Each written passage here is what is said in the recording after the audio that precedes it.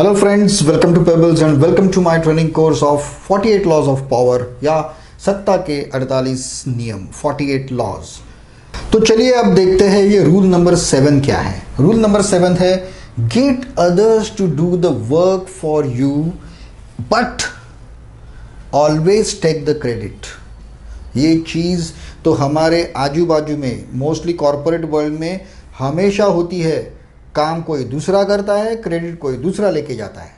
ये तो हमेशा होता ही है। दूसरों से काम लेना सीखे। बिस्मार्क ने यह कहा था कि अपने अनुभव से सीखना बहुत अच्छी बात होती है। अगर ऐसा कोई समझता है तो वो मूर्ख है, ऐसा बिस्मार्क ने कहा था।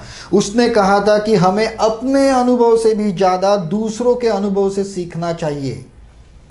मैंने हाल ही में कुछ पाकिस्तानी एड्स देखी थी, मेंस विल बी मेंस के टाइटल के ऊपर।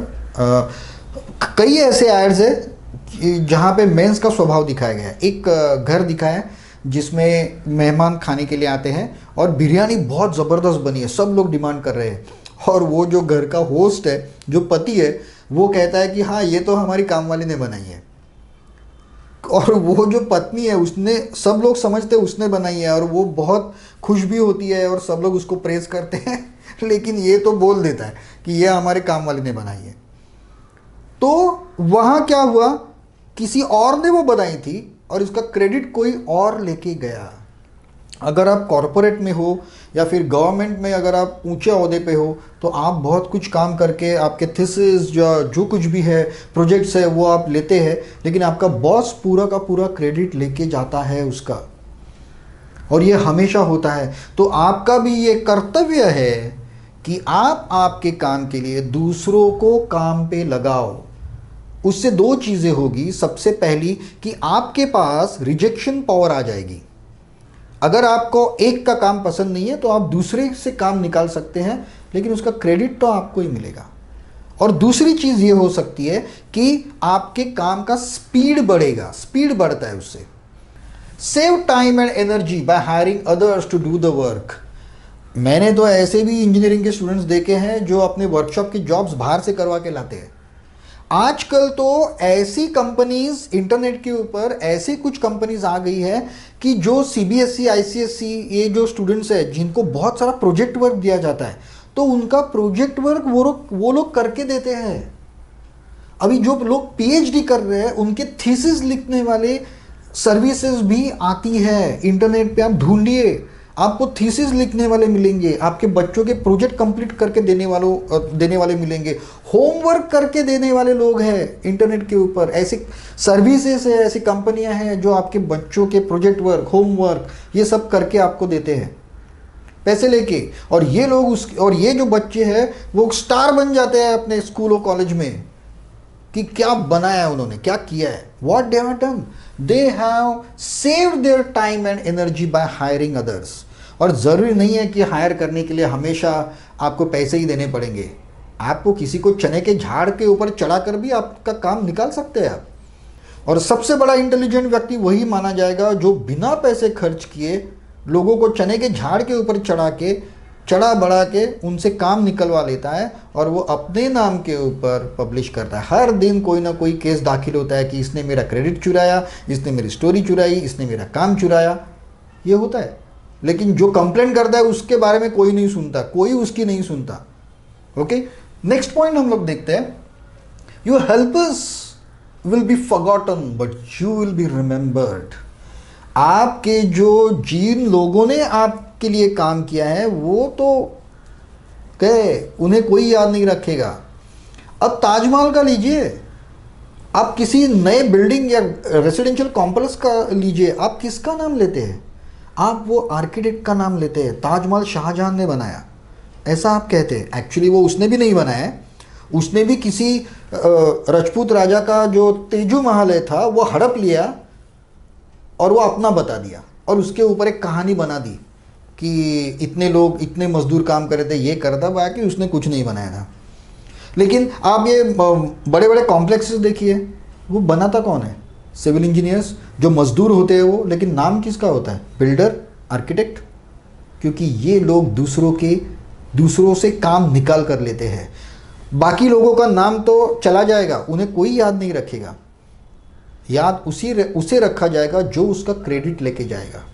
Okay, next, borrow from history, use the past and profit by others experience. Borrow from the history. आज तो लोग कहने लगे कि हिस्ट्री सब्जेक्ट की जरूरत ही नहीं है, लेकिन मैं कहता हूं हिस्ट्री की बहुत जरूरत है। हम हिस्ट्री से ही सीखते हैं।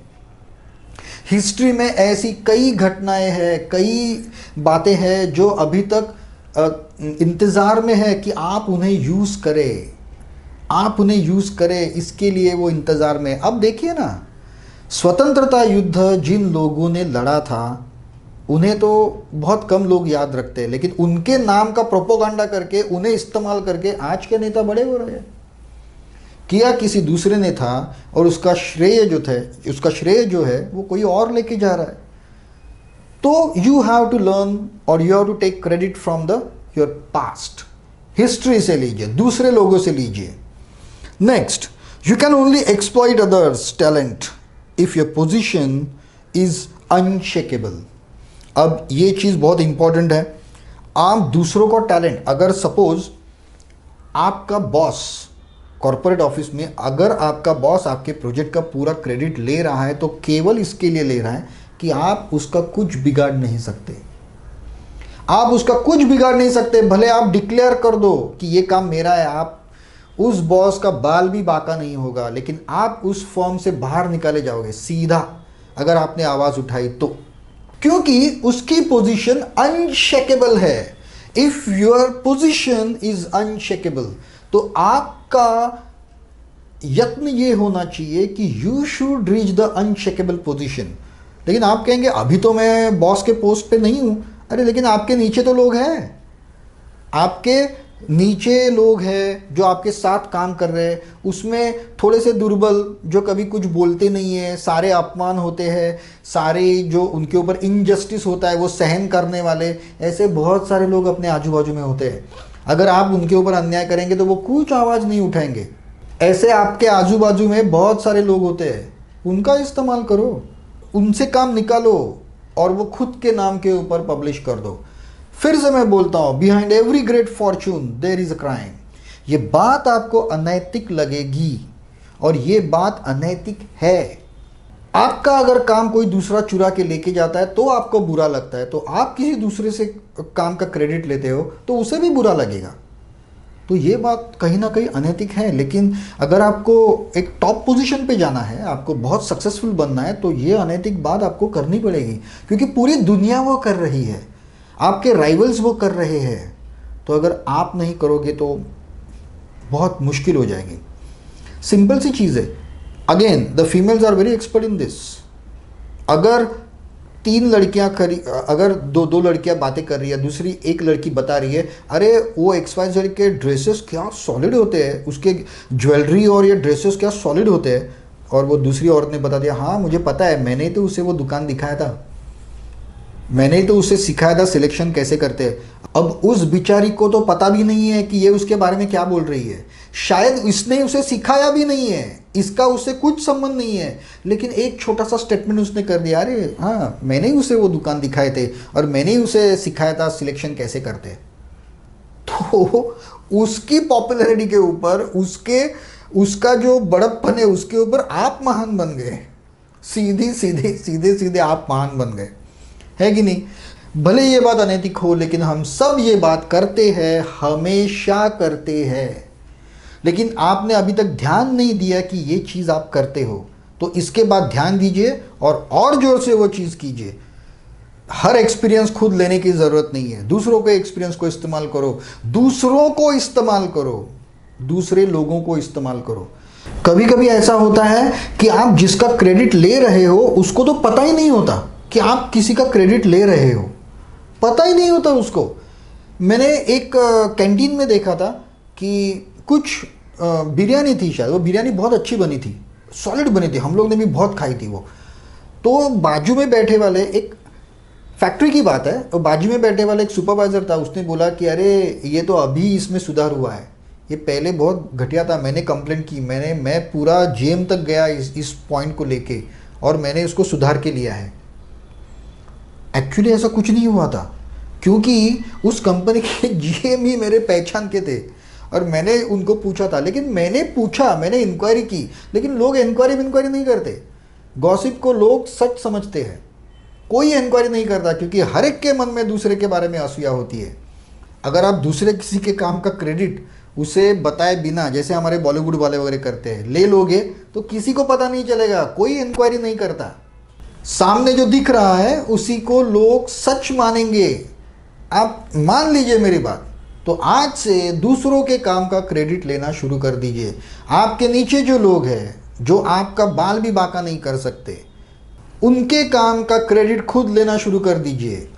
अपना काम करने के लिए दूसरों को, जिनके ऊपर आप बॉसिंग कर सकते हैं, उनको काम पे लगाइए। आप काम मत कीजिए, आप गाइड करते रहिए और सारा क्रेडिट आप खुद लीजिए। मैं फिर से कहता हूँ, बहुत सारे लोगों को ये अनैतिक लगेगा। मैं कहता हूँ हाँ ये अनैतिक है, but behind every great fortune there is a crime, there is some unsocial things, unsocial elements behind every great fortune. अगर आपको फॉर्च्यून चाहिए तो ये आपको करना पड़ेगा। आप नहीं करेंगे तो बाकी लोग तो तैयार ही है ये आपके ऊपर करने के लिए, और सिर्फ तैयार नहीं, वो ऑलरेडी कर रहे हैं आपके ऊपर ये सारी चीज़ें। तो अब ये चीज़ आपको करनी है। रूल नंबर 7 के लिए बस आज इतना ही। अगर अभी तक आपने इस वीडियो को सब्सक्राइब नहीं किया है तो ज़रूर कर दीजिए। इस प्रेजेंटेशन की एक लिंक मैंने नीचे दी है जिससे आप डाउनलोड कर सकते हो, और वहाँ से ये सारे ये 48 रूल्स के जो नोट्स है वो सारे नोट्स आप वहाँ से डाउनलोड कर सकते हो। साथ में मैं रॉबर्ट ग्रीन की जो बुक है उसकी भी एक लिंक दे दूंगा, आप खरीद सकते हो। अमेज़ॉन पे इजीली अवेलेबल है, हिंदी, मराठी, इंग्लिश सभी भाषाओं में अवेलेबल है, आप जाके परचेस कर सकते हो। So friends, now will meet in the rule number 8। तब तक के लिए हैव अ नाइस डे।